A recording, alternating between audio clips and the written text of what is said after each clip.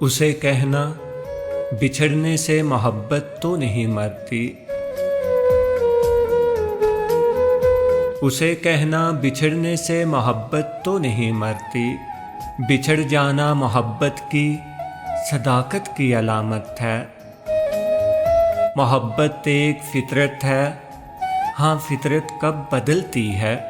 सो जब हम दूर हो जाएं, नए रिश्तों में खो जाएं, तो ये मत सोच लेना तुम कि मोहब्बत मर गई होगी। नहीं, ऐसे नहीं होगा।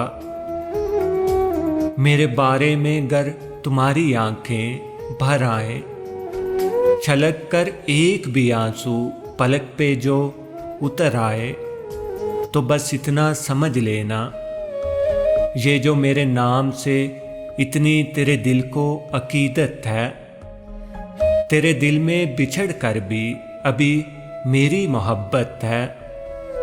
मोहब्बत तो बिछड़ कर भी सदा आबाद रहती है। मोहब्बत तो किसी से तो हमेशा याद रहती है। मोहब्बत वक्त के बेरहम तूफान से नहीं डरती।